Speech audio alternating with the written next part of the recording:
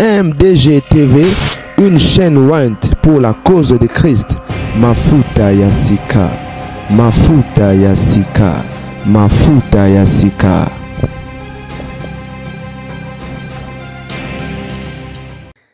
Mbote bandi MDG TV mafuta sika zelinga mno la grande mavenga nganje kana katra actualité bandeko babolingo tozali na matanga lisusu tokolela mwana ya jibe mpiana na kombo ya Océane mpiana. Obo mona na photo awa, oba photo msu eza mpe mie ezali. Mais pourquoi na check capture oyo? Ezali message moko pasteur moko apesaki ka na ba Facebook ndenge ezalaka. Que faut obondela makasi pour na staff ya JB mpiana parce que esprit de mort ezotambola. Le esprit de mort ezotambola tande yango na mona likolo awa. La famille s'il vous plaît, il faut beaucoup de prières pour ce groupe de BCBG qui est de nouveau menacé. Menacé par l'esprit des morts qui poursuit l'un des plus grands staffs de JB, et je ne cite pas son nom mais prions seulement. Na moni so kiti na ba commentaire o ezali ba zongisi postango ndenge mwana wa kufi so na ba commentaire ka ba kongolende ba mesana ko finga tango pasteur oyo a publié message oyo o page mutoche pasteur moko muto a publié tango pasteur a publié ba tobele ba finga ki aventurier bino bobika ba kongolene ba finga pe ba sama ba sala nzambe. Et awa page est repostée en haut et les gens continuent à insulter. Et mutumso a commis à lobby que cette prophétie est au cadre tena liwe à mwana oyo. Pasteur le black staff mais oyo za mwana jibe mpena lobby que batumso français compliqué à bango batumso bana problème français compliqué à bango. Tant bazolo bana staff ya moto. Ba proche liboso. To ba staff ya liboso za famille ya moto. Boye barate. Ata soki la personne azala wana pembeni na été tout le temps pour soutenir toi supporter bana jibe mpena ba premièrement ba fan na papa na bango malgré bisiko bazali ba msuna ba poto ba msu partout ba premier fan mais ba kasi ba staff bango wana ti siko staff ngelo bakaka bato bazo beta musique na nini na groupe ya BCBG. C'est ça les Congolais français compliqué olo tout nata ba éclaircir yo pour comprendre rien et bato mususu ba lobby liwe eza destin mutu to akokufa mutu nyonso yebi ka kokufa ka lobby ba prophétie lokuta envoûtement ya mabe que Dieu aide cette génération to vivre tamoko incrédulité eza makasi to vivre tamoko envoûtement et makasi tozo vivre tamoko ignorance eza makasi de tozo vivre tam oyo bandeko po mutu abika il faut azaka mutu oyo à trouver grâce particulière si je peux dire parce que actuellement, il y a un niveau d'insensibilité comme une abatou. C'est compliqué. C'est vraiment compliqué. Et ça a passé. Bandeko, très rapidement, moi, on a koufi n'dengenine. Moi, on a koufi lelo, na batongo, je crois. Aoutaki nae, na epti so aoutaki wapi, yazo kende wapi. Et ça like, akutani na incident moko. Bami bia poto. Babylone on est salé trop. 2 ans passés. 2 ans to 1 an. Plus ou moins 2 ans passés. Et on a perdu un frère ici. Azaki moninga ale kinangai. Moi on a koufi. Abandaki aoutaki na quelque part. Azo kende quelque part. Akutani na incident moko. Bami bia poto ba uteko yiba. Tant bazo kimambila. Bakoti sans cynique. Yaya yeba ke ozo kimambila. Ko kimambila ndenge ezalaka. Yako kima éviter c'est ce au côté sans scénique domi tuko okutana na ngombe boyo aboale nde ba ko kutana na mwana oyo ba tout tié akufi sur place. Océane bien à paix à ton âme accueilli à fleur d'âge très jeune trop même si je peux dire pour na bato ba olo ba ke liwe za destin oui liwe za destin mais na plan pe na volonté nzambe nzamba sala ite muto kufelenge. Si vous lisez la Bible zoloba après l'isumu tant masumu bandi ko matakala période oyo ya ba Adam et autres bato bano kende ti ba 900 ans mais touché là l'homme le plus vieux de la Bible mais touché là kufana ba 900 soki 70 combien wana après bato bakufana ba no kufana ba 600 ans et bandio kita masumu esalaka ke nzamba kata mikolo ya mutu na 120 ans 120 ans ngo pe bandeko masumu tellement bandeka ko continuer ko mata nzamba ko réduire ngo na 80 ans à 90 ans non 70 à 80 botala Moïse c'est vrai ba cas exceptionnel les allés à bateau ba l'équipe ba jouer na ba koma pena ba 100 surtout mindele bien que moko Moïse azoloba nos jours s'élèvent et ils ont s'élevé na 70 ans au plus robuste à 80 ans. Et je crois dans la psaume 92, azoloba Seigneur apprends-nous à compter nos jours afin que nous appliquions notre cœur à la sagesse. C'est pas dans la volonté de Dieu que l'homme meurt trop jeune ou trop tôt. À l'exception, il y a peut-être dans la mission exceptionnelle. Et ça va très rare. Net Yesu.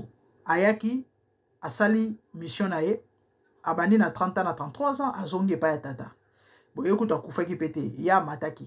Akufa ce que après azongi. Ba cas exceptionnel, ya moko ezali. Ya bato peut-être, nzambe ye moko, na dessin na ya asala ki mutu wana zo peut-être na 40 ans, na 50 ans. Pour peut-être mission ou yatinda qui a ça les kokisami mais généralement dans le cas général 90% des tueurs en mokilio ils ont la volonté en zambete to kufa na ba 20 ans ba 30 ans ba 50 ans ba 60 ans ils ont la volonté en zambete pour nzambe mutu faut kufa rassasier des jours au bali au boti bana au moni ba koko voire même ba koko lolo nde plan en nzambe yangwana koloba ke liwa eza destin oui c'est vrai que mutu nyonso ayebi ke soki lelo tolobi akokufa non c'est faux bato nyonso te bakokufa na ba age ya mike masumu mabe mokili oyo mabe eza kosaccroître masumu eleki nde ezosalaka ezoreduire mikolo ya bato na se na ntango la famille oyo ezali choc mpe mpasi na makambo biso nyonso toyebi ke jibe mpiana depuis un certain temps mawa na espace ya 3 mois jibe akufeli 3 membres 3 staff na nini ya bamusicien na ye mwana na ye 4e na espace à 3 mois c'est trop wana kutu na 3 mois na une année soki na 6 mois soki na 8 mois depuis album asuka o abimisi je crois JB fois qu'on fait la plus de 6 membres 6 personnes 6 proches parce que na yoka ki fika reso pe mwana soki pe ndeko lo moi ba jar wana kufaki eza pe na danseuse moko JB mpe na kufi na espace ya une année on a été sur baza au courant album asuka jibe mpe na bimisi bandeko bomoni soki mutu succès sili déjà mutu déjà succès sili soki mutu wana kundwami lisusu ezala très délicat parce que succès ezalaka manda aura ezalaka neti méga esilaka pe oui mutu soka na en terme ya succès bandeko botanga jamais bamusicien sa kotanga jibe le jibe a régné na époque na ya saleli temps ba régné wenge e umeli na succès na nde bapanzana ki akepa sali carrière na ye ya ye moko solo a umeli na succès asimi mbongo aboti bana bimina basi ba forme tout toyebi toyoka ba masolo donc c'est une personne où il n'a plus rien à perdre mais net muta tonda raté le bomoni jibe akundwami lisusu album moko to ko bimisa suka awa depuis sorti album wana bandeko ba mawande ba mawa Zoule mauti kotika biso ya même pas 1 mois lelo mwana jibe mpe na kufi sega uti ko kufa na ndimi kute 2 mois ekoki avant sega na kufa ki bandeko eza basini ya mabe makasi soki jibe mpe na bongoli motema te e ozala compliqué na ba mikolo ezoya yango na o lancer message boza na ndeko ana staff a jibe Yebisa Yakeba, ô musicien, ô nani, moi-même qui vous parle, j'ai mon petit frère propre. Papa Nanga, après Tata Naye, un cousin à moi propre. Abeta guitare et pas JB. Na uti ko lotaye il y a plus ou moins 2 semaines. Na lotindo to na o gange la ye. Na ebise yo mona JB mpe na o kufela ba artiste. Ozo mona tozo mona te. Na gange lié makasi. Bien que message on a na pesiete. Bandeko ozana ndeko ozana famille pene ya jibe mpia na bondela mingi pona ye parce que ba maambo mingi tambola na sa ba mvutuma bango mo bakolo jibe mpiana donc benga bango banani bafane famille et autres mpona bango bakomona yango normal soko lobi ke jibe moto aza na à la base bakofinga yo tangu comment il s'appelle tangu Zule mazaki souffrant quelques semaines avant ken piana lota ndoto ke jiba kangi Zule makachi et puis azosenga soki nani wana kata lokolo kaka babato ya groupe wana bato bafinga ye surtout bafana jibe mpiana bafinga ye lelo oyo alobi abakisi alobi bokena Zule na église so bokene na église ta obika te bandeko Zule makufi fala kuna sala émission na lakai bino mena zui tante to profiter ka to lobela yango Zule makufi nan bakundi ete lelo mwana na emo jibe mpiana kufi bandeko na ngai tant to lobaka ba makambo yo malheureusement bato bakomprena biso te tellement mfutme ya makasi ozana ndeko pembe na jibe intercéder mingi pona ye bondela mingi pona ye parce que nano esili te hémorragie ezo continuer à moins que ye moko akata yango et po jibe akata hémorragie o il faut ndimela yesu na vie na ye sinon te eza compliqué ti suka lango ekanga ye moko et ama mingi eza pasi bible ezoloba bo mépriser ba prophétie te bible ezoloba bo mépriser ba ndoto te la bible dit que Dieu parle cependant tantôt d'une manière tantôt d'une autre ndeko mwasi ndeko mobali ko négligera ndoto te ken piana loti ndoto bat bamonika ken piana noir diamber voyou aventurier chroniqueur lelo oyo ndoto alotaki ekutisa bien Zule makei papa pasteur o apesi message bato babondela pona staff ya JB po azomona esprit de mort vraiment bato bafingi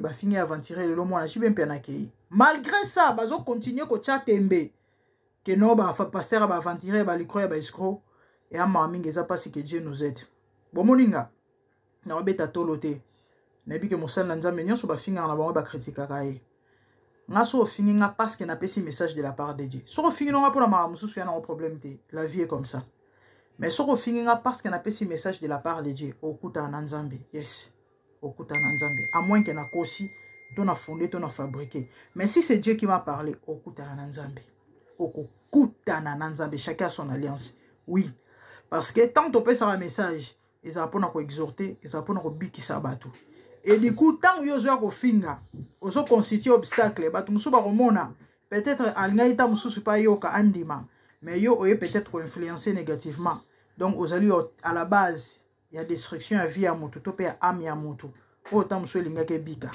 nzambe amona yo yango na koloba na motu nyonso oyo azalaka na habitude ya koconteste to kotiaka tembela bamessage ya nzambe fais très attention c'est vrai obligé te ondima nyonso mais discerner soko moni peke ozana na kata ba makambo wana te ya nzambe leka na onzela kende na balonge na yo ba concert na yo ba ambiance na yo tika bato nzambe na mamu na bango ya bonzambe soki epa na yo eza ba aventure tika bango na ba aventure na bango les amis ça fait pitié hein?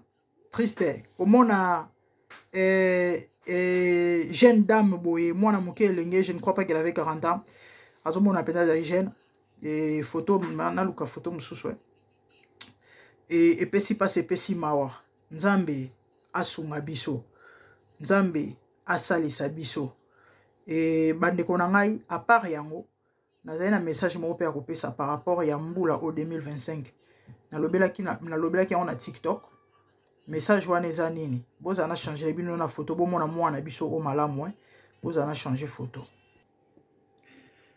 La pauvre Océane, elle est là avec son papa. Elle est là, la fille de papa chéri. La pauvre Océane, il y a papa naé, voilà. Il y a papa naé, il y a papa naé, je sais pas il avait quel âge. Azoma na kazaina elenge. Photo bimisi vraiment elenge. Bon, tu vois que ba make-up ataso ya rajeuni ça quand même. C'est clair que vous pouvez constater que a penza mokolo te. Et puis si passe et puis si ma bandeko message ezanini, message ezanini. Na fin ya 2024 au décembre et puis début année au 2024 fin 2024 début 2025 eza na voice mo bande ko tambola na ba WhatsApp personnellement des personnes batindela ngango petite sœur na ngana mutu mo atindela ngango na voice wana eza na nini mosala na nzambe mo na ngola a joaki révélation moko nzamba talisaki ke na mbula oya 2025 bato kufa tellement ebele. Amona ki nyoka moko azokota na bandaku akoswa bato. Et ba mawa ngo ezali ba forme ba wa ba mort subite, ba mawa moko ba muta lali ala mukite. Et bref, pour nakata message na mukuse, il y avait vraiment des morts. Et Nzamba ebisi a alerté peuple de Dieu ba keba. Remède des années. Remède des ali, prévention des ali. Il faut tout premièrement ba nimela Yesu, yami bale ba banga Nzambe. Ko nimela karate, il faut tambola na robanga Nzambe parce que bato bele ba oza surpris. Même bato ba sambelaka. O bazo tambola na robanga Nzambe te, ba oza la surpris. Et pourquoi moi j'en parle? Simplement parce que na joie qui confirmation un message o. Quand moi batindelenga nini il faut soit na silisa ki angote. Pourquoi na silisa ki angote? Bon que toi bato biso nyonso. Ba Congolais musana ba onka yango. Mboka mobimba ba prophète na ba prophète ba prophétie na ba prophétie premier pays producteur de prophètes na mokilo eza la RDC. Na milobi na lobika bongwa. Na kipai penda message te ndo ndeza message de la part de Dieu. Bon na finga kité parce que na finga na ba message était et na lobika ki ba prophète ka bo to sito lembi ba prophétie na ba prophétie. Bandeko na ngai, le Seigneur est venu me confirmer ce message. Yango na loba na bandeko bana na Nzambe. Bongisa tia vi na en ordre. Yo nano ndimeli Yesu te, yo ke na église na formalité. Ok naka parce que bi Nzambe existera, mais sinon ta vie c'est toi qui conduis, c'est toi qui dirige. Fais très attention. Bongisa na Nzambe, mets ta vie en ordre. Ndimela Yesu yo na ndimeli ete petambola na kobanga ye. Kobanga Nzambe eza ko sa volonté na ye. Ko sa volonté Nzambe eza ko sala malamu ko boya mabe. Si simple que ça. Ah oui, tika moyibi, tika kindumba, tika matongi, nyonso yebi eza la malamu te, eza lisumu. Tika yango sala plutôt oyo eza malamu pona lokumu na Nzambe. Ya onde ko préserver yo. Sans cela, ozo risquer belé, ezo kipete mukolo mwana moke elenge ezo kipete. Bande konanga, moi qui vous parle, na famille na ngai maternelle, na zui tala basangwa mawa.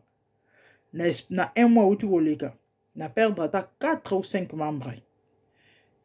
Grande sœur ya donc mama kulutu ya mama botanga, bien cassé à Koli, et quand on a vu ça au Kufa il y a quelques semaines passées, il y a je crois 3e personne ou 4e.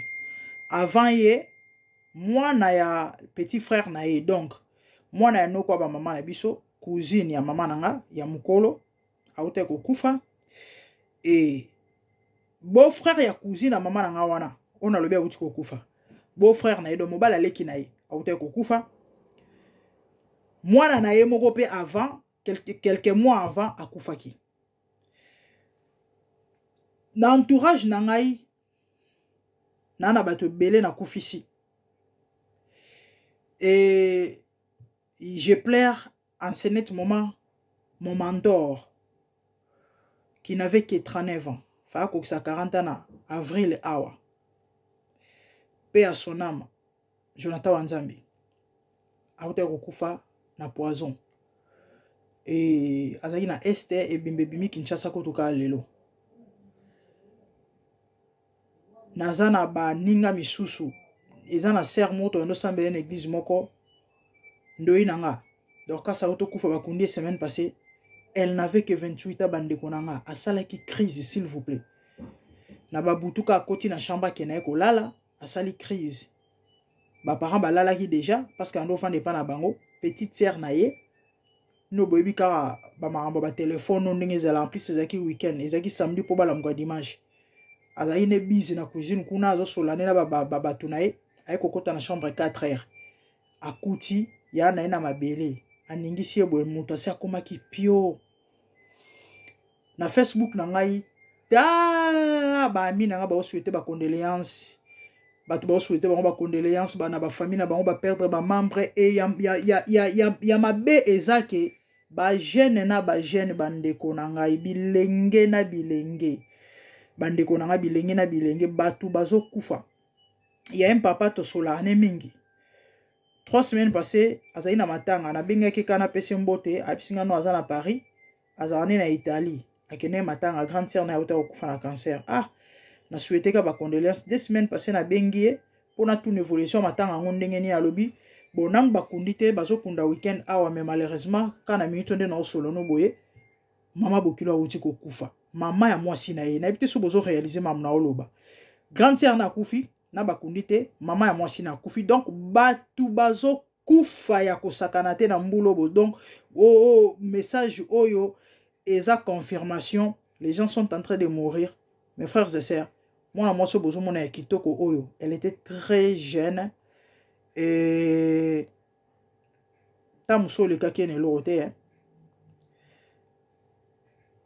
Peut-être osa mokolo na ye, mais elenge bande ko liwe kiparate, équipé et bangi kito et âge na été et bangi beauté na été alala ki bia la moki bia batu ba moni ba seki ba pesi mbote mais après ba bingi ba on ba téléphone ba biso ba on ke océan aza sauté et kokomela yo to souhaiter ngote milengele mi bongama ke lelo soki komi okene na kimia parce que ba mambo ezo pesa pasi et pesa mawa yesu azozonga bande ko to milengele.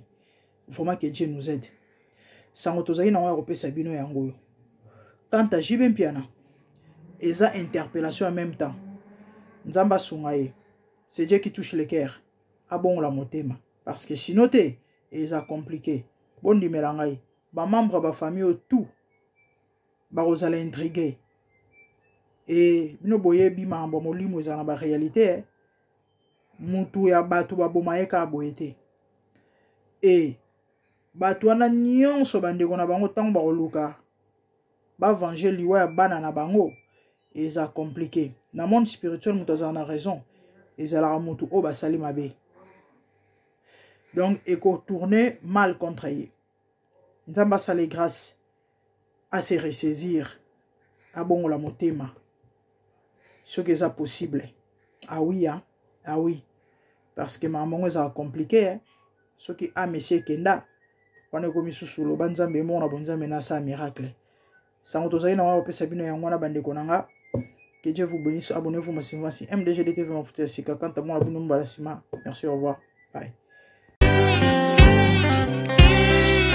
Zambe na boya olati kembo bandina bo santu.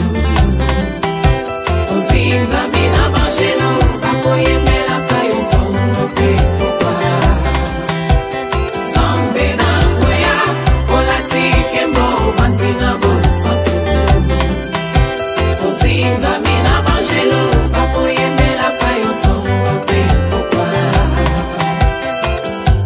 MDG TV, une chaîne Want pour la cause de Christ. Mafuta ya sika, mafuta ya sika, mafuta ya sika.